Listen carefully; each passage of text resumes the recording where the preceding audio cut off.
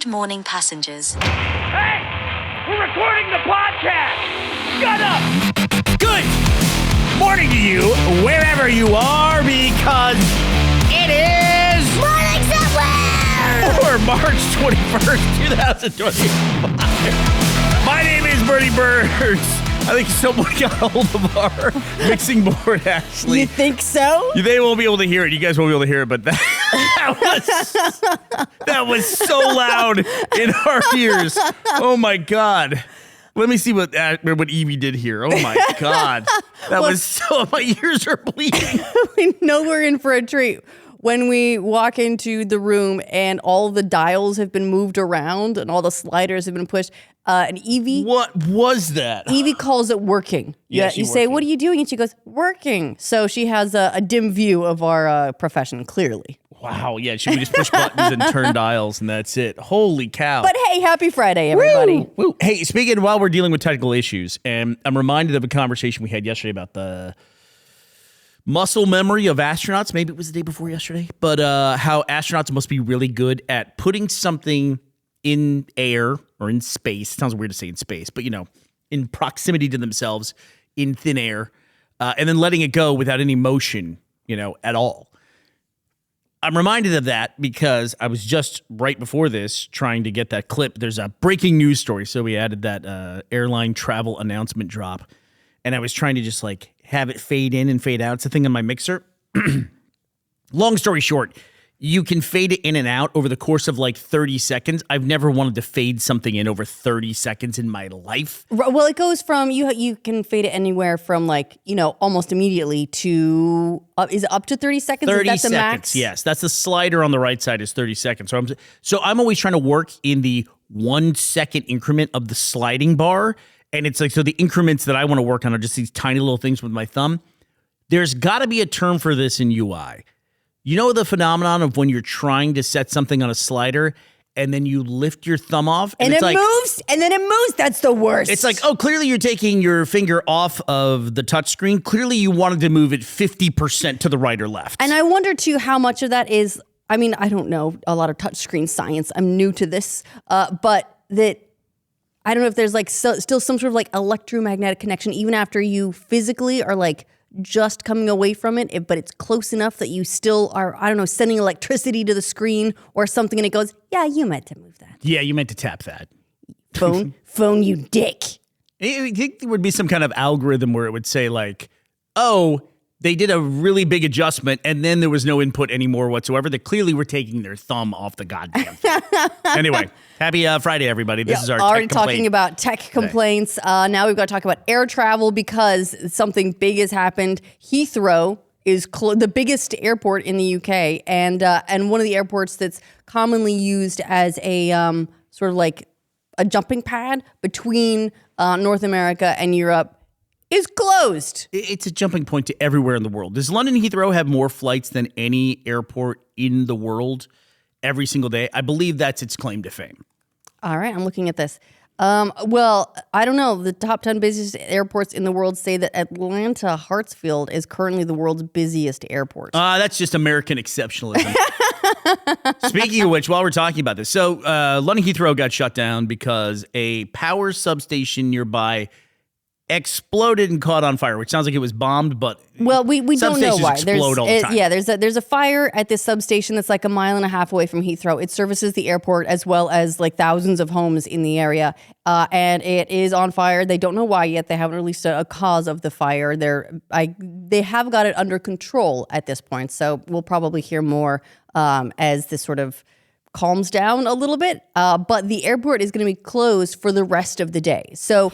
For it closed down, I want to say it closed down around midnight last night and is now going to be closed all the way through midnight today. So that's going to affect 1,300 flights to and from Heathrow. Which affects 1,351 if you want to be precise God about knows how many flights that it connects to, all those 1,300 flights. Because it is used as a landing pad, there's going to be all flights in, flights out, and then all of the customers that were on those flights missing their connections wherever they're off to. It's going to be an absolute nightmare. So, hey, guys, don't try and switch middle seats today.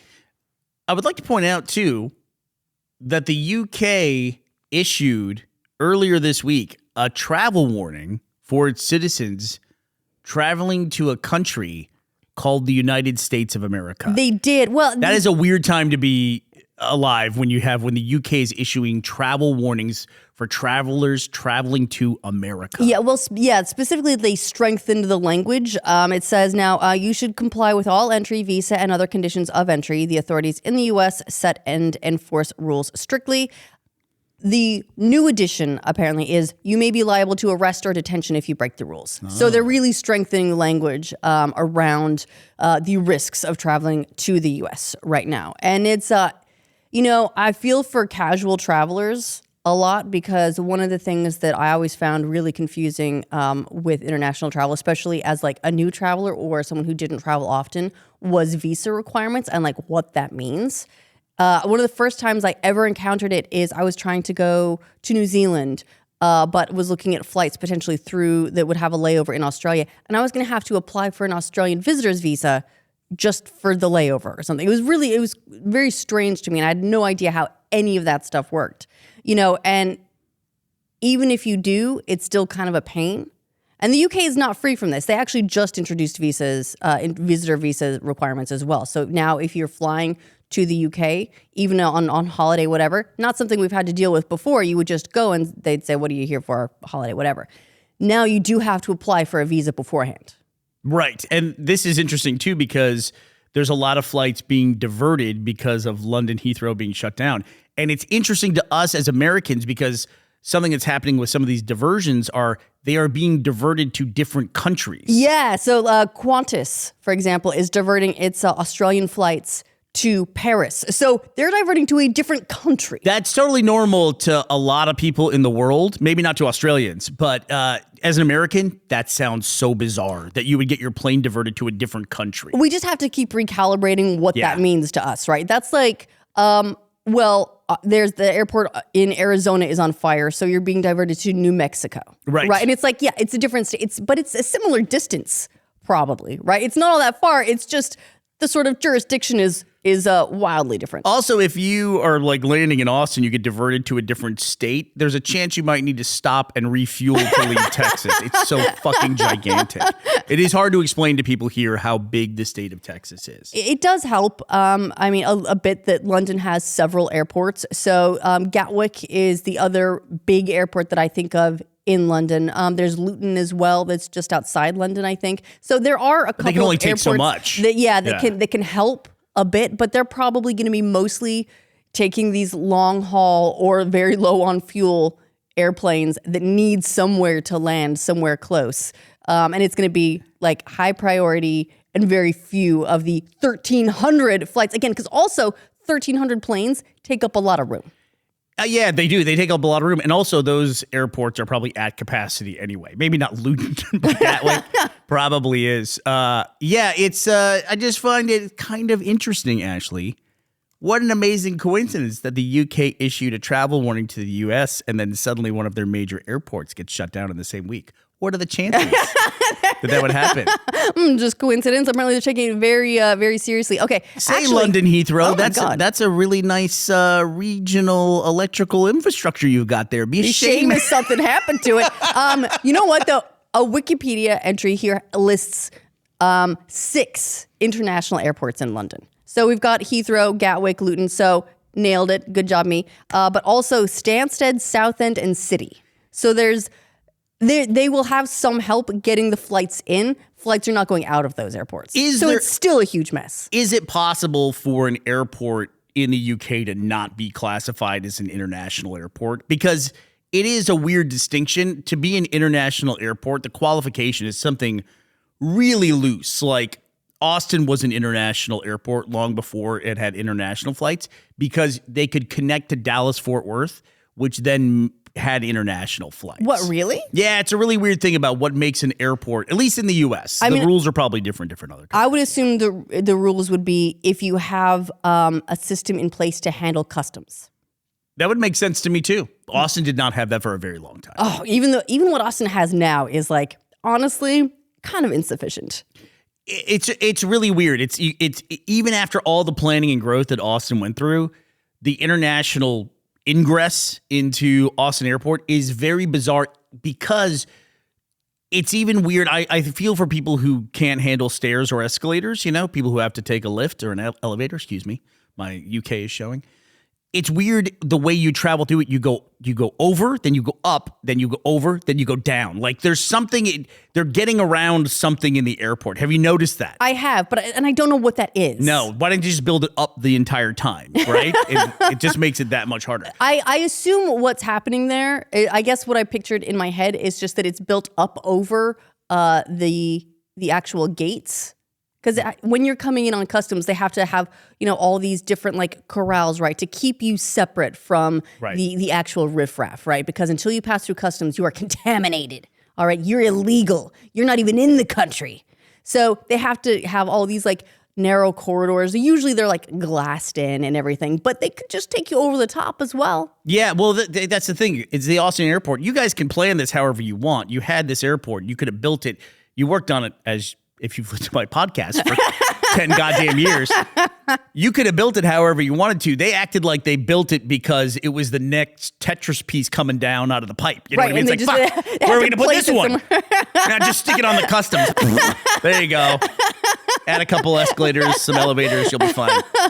They're basically, whoever is playing that Sim City, not doing great. Also, I got to ask, since we're talking about this is air travel day, what is the design in every airport everywhere in the world where if you're an international traveler, they're like, okay, here's our domestic flights that come in and out. We'll put them through here. Here's some gates. We clump all these gates together. International travelers, when they show up, they have to walk at least 3 miles. Why do you walk such a long way every time you land after an international flight? Even in Austin, when you land at gate number 1, which is where we come in for international flights, you walk the entirety of the airport in one gigantic long hallway. Not only that, but Austin decided that you didn't walk enough initially, so they just extended that all the way down. They built that like whole new area so you can walk even further. Especially after you've been like flying for like 9 hours or whatever. Got to keep them separated. And if you've never flown international before, something Ashley was talking about visas, it is important that you look at that. You also should be prepared for that part of the just normal modus operandi of immigration is a brusqueness. They try to disarm you by asking you really tough questions, and they're just, I think by design, they're not nice. Like they're trying to flush out people who I guess are doing something. And it can be really disarming to travelers who are like, I've always wanted to go to this country on holiday. And then you run into an immigration officer and they're just like deadpan assholes. It does seem like that this is the sort of like deadpan delivery and the just general professional unfriendliness is a hallmark of customs officials in general. I will say that whenever I travel back to the US, it feels weird. Like they've always been a little bit hostile, a little bit like you're going back to prison. Like you come back and they're like, why did you leave? Where were you going? Why didn't you want to stay in America, the greatest country on earth? It's always like it feels hostile. Even in years gone by, there's weird things that you don't normally associate with America. Like you think about America, like big flags and stuff like that. There's a lot of rolling coal, like a patriot. When you come in to immigration, it feels like more governmental. Like there's always a giant portrait of the current president. We don't have pictures of the leader up a lot of places in the U.S. That's not a thing, and it feels weird when you're walking into immigration in the U.S. and there's a giant portrait of, I'm talking like George W. Bush or Barack Obama. Do you think it's because they change so often they just want to remind people coming in who's president at the moment? Maybe it's a cultural thing for other people coming in, like here's our leader, you know what I mean? I don't like, how often did you ever run into portraits in a public space of the president? You know, I know there's a lot of people who really like the current president. You see a lot of his name a lot of places. That seems like a new development. Like, I don't remember a bunch of, like, Clinton portraits hanging up places or even George W. stuff. Right. But you'll see what I'm just saying. You'll see it in customs. And even as an American, like, that's kind of weird. You're like, oh, hey there. What are you doing here? Yeah. It's like, keeping watch over you as you walk down the stairs. They put him up just behind the shoulder of the customs guy, so you're just nervously staring at the president while you answer where you've been and why you went on a lovely holiday. Like, I haven't seen a lot of portraits of King Charles, right? Well, look. When you're talking like king business, you got so much stuff to change over. You got coins to change over. You got to change over all your money. It's it's a whole thing. Yeah, but you only do it like once every 100 years. In fact, I love that the entire country made sure that everything, like all the institutional services, are royal. So it's not like they'll be, they name the boats like HM whatever, so it can be His Majesty's or Her Majesty's. Works great. Love that. Love the flexibility in the pronouns. Or just like they'll call it royal, so they don't have to deal with that. Yeah, they're gonna be in trouble though if they get a they them up in that on the throne there. They're gonna have trouble. It's gonna be a problem for everybody. Then they gotta switch everything. It's gonna cost a lot of money to switch all that stuff out. This is the T. Was it their highness? their majesty. Probably should just bite the bullet and do it. We're moving to that anyway, right? We're all going to have just one general pronoun. I would prefer that. Personally. Look, it's easy if you can just you're like, I don't know, I don't care. There. I mean, listen, I'll move to they them. Let's do it. All right, we're officially as of right lays. now. What am I getting out of the he him these days? What am I getting? Honestly. Toxic masculinity? It's so weird because like in English we got rid of gendered nouns, which was like incredibly efficient. You learn any other Latin-based language and you're like, I have to learn the gender of every single fucking object on Earth? How does this make any sense? Right, and don't some of them conjugate differently if they're male or female? It's lunacy. Come on. Let's all get in the future. Let's all put on the silver jumpsuit. We're all on the same team. You know what I don't want to think about? What gender the table is. I don't want to think about what gender the table is, Ashley. I don't want to fuck that up and get canceled by the chairs. You know what I mean? I'm just doing my best. I'm trying to do better, table. You're here making it harder on me. All right, what else is going on in the world? Severance season 2. Season finale was last night. So if we're a little bit loopy, it's because we did the thing. It came out at 2 a.m. where we are. So we set an alarm and we woke up at 2 a.m. because this was one of those episodes of television that we didn't want to risk potentially being spoiled in any way. Like even just scrolling through the internet going, what's going on? Oh, all the airport's closed. Oh, that's something that right next to that could be a huge spoiler. So we just, we got up in the middle of the night and we watched Severance. And then you do the thing where inevitably with Severance, you have to digest it afterwards. So we were up for another hour and a half, got virtually no sleep last night. Please try to enjoy each fact equally and not show preference for any over the others. That's really loud. It's all really loud. Evie, goddamn it. I'll fix it before we put this out. So that was fun. I think that we enjoyed it differently, as Ms. Casey would say. I think that I am narratively easier to please than you are. I have a lot. I felt like I had a lot invested in season 1 of Severance because I was really excited about the show, in season 1, and so I had 3 years to worry about what season 2 was going to be like, and I was pretty, as I said yesterday, pretty middle of the road on season 2, and then you dropped the bomb yesterday that the finale of season 2 was being lauded as one of the best episodes of the series of all time. I disagree with that, but I'm still processing that. I think they're setting up a lot of good stuff for season 3 and beyond. Yeah, so it's one of those shows, too, that the more you think about it, the more there is to think about in a lot of ways. So this is probably something that we'll be digesting for, a couple of days now, at least. Maybe we'll talk about it over the weekend for Patreon. And I'd love to know, it's tricky because I want to know what people think, but I don't want people to spoiler people. So maybe we'll create wait. We'll have a discussion about it as we digest. But interesting. Still one of the best shows on television. Thought it was great, and I have to say as well that the cinematography, however you feel about the narrative structure of the episodes, the cinematography for this show is bar none one of the most cinematic, best shot shows I've ever seen. For a show that's shot in basically a white box, and then also when they go outside, it's in perpetual winter. It is incredible how much money they have spent on that show, but it seems to show up. It is a really tight, well shot, well color corrected show, man. The color on that show is awesome. There's a scene in this one where color plays in. They've always had great sound design. Always great sound design. We'll talk more about it when we talk about Severance on a spoiler basis. We're not going to do that today. But there's a scene in this one thing that really, color is very important to it, and they absolutely nailed it.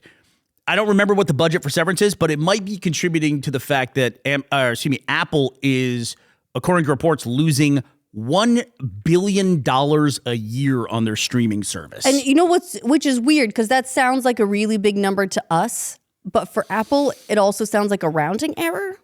And I wonder if they would write off that cost, right? That this $1 billion cost as like the trade-off for all of the like marketing they get, because the shows they have are so prestige. Right.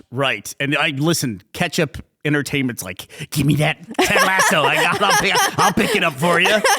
Really, vultures out there. I like them. So I mean, Apple has a reputation for having, they don't have nearly as many shows as something like Netflix, right? They go very much for a highly curated quality over quantity approach to their streaming. And I think it's paid off, because just about every show you hear about that's on Apple is a good show. It does seem like they commit to it too, which I really appreciate in today's modern entertainment environment. Somebody posted on a subreddit, like, here's all the shows that would have been canceled season 1 if they were on any other streaming service. And one of them was Severance. The other was Ted Lasso. Schmigadoon. Yeah, Schmigadoon. Yeah, so it's great that Apple does stick with it. Listen, if there's one thing you can say about Apple as a company, they seem to be committed to quality. You can argue sometimes they miss the mark, but they definitely seem committed to making a very good product. Yeah, well, and in particular, I would say their Apple TV Plus, whoever is like running that studio and that arm of the business. First of all, they fucking love sci-fi. They love weird sci-fi even more. Right. But second of all, they do curate the quality. Like all those shows that come out are really, they're nicely produced. I feel like a lot of the budget ends up on the screen, as you would hope. And it's weird as well, talking about like this like lovely, weird, crazy, this high concept Ben Stiller sci-fi show. And then also get headlines like, oh, Meet the Parents 4 is coming out. Well, you got to make the money somewhere, babe. I bet that one's probably not going to be on Apple TV. Dude, Robert De Niro is now, 81 years old? And he is still making movies, man. 81 years old and making I'm assuming he's going to be in Meet the Fockers 4. I would assume so as well. Let's see. This is from the Hollywood Reporter. It looks like they've just landed John Hamburg to direct. It's going to coming out with... John Hamburg? Yeah. Okay. As opposed to John Hamm. I was like, John Hamm's gonna draw. John Hamburg. Yeah. He also wrote the script for the upcoming film. It says he's in talks to direct the project. Has original stars Robert De Niro, Ben Stiller, Terry Polo, and Blythe Danner all set to return. It's a weird. Blythe Danner is Gwyneth Paltrow's mother. If anybody's keeping score at home, is that so? You know that? I didn't know that. Double check that, because I might be talking on my ass, but I'm 90% sure that's correct. But Nepo baby. I think that one might work the opposite way. Like, now I wonder how many people even know who Andy McDowell is, but they know Margaret Qualley. Like, it's interesting when the kid then outshines the parent, even though the parent was a big star. Yeah, I mean, and I would say that happened as well with a lot of these stars that are older now that then, had parents that were famous in the previous era as well, right? It could be, this is a generational trait in a lot of ways. Hopefully, though, this doesn't keep Ben Stiller too busy, because we don't want to wait another 3 years for the next season of Severance. The good news is, I don't think we're going to. They're bringing on like new creative, apparently 2 new showrunners for the next season and everything. So fingers crossed we get that one sooner rather than later. I still want to know if season 1 to season 2 of Severance was the longest between a season 1 and the season 2 ever. That depends. What was that really weird murder series they brought back starring the guy who was in Dead Little Dune? Roosters? Starring the guy who was in Dune. Shit. The Chalamet? The 80s Dune. Oh, you're talking about Twin Peaks? Yeah. Oh, yeah. You got me there. Thank you. That is interesting. That is interesting. You speak my language. Yeah, I speak your mental connect the dots language. I'm working over here. It's a long relationship. We're all committed to the mission. And while we're talking about Apple, we haven't even mentioned the fact that it's been confirmed that there is a 4th season now of Ted Lasso. Yeah. They said. Yeah, I'm sure. I mean, I don't know that it's technically like greenlit. I'm sure that it is, if they're even talking at all about it. But yeah, Jason Sudeikis was saying they're writing it. I don't know if this was a joke or not, if it was like offhand, whatever. But Ted himself might be back directing a women's team. Right, coaching a women's team that's it. Hopefully that's not directing. Hopefully that's not a spoiler for anybody. I don't think so, because we don't even know if that's true or if it was a joke or whatever. There's nothing officially announced anyway. And it's being directed by Timothy Champagne and John Hamm. John Hamburg from Ketchup Entertainment. Stars Robert Danyoki and Blythe Danish. Picked up by Mustard Distribution. All right, enough stupid puns. All right. Besides, good luck getting a Danish right now with the airport shut down. All right. I would like to say a big thank you to our sponsor before we go for the weekend, Chong Yizhang and Mitch Tillery. Thank you both so much for sponsoring this episode of our show at patreon.com/morningsomewhere. We will attempt to enjoy all patrons equally this weekend. All right. Well, that does it for us this week, ending March 21st, 2025. We will be back to talk to you on Monday. We hope you will be here as well. Bye, everybody.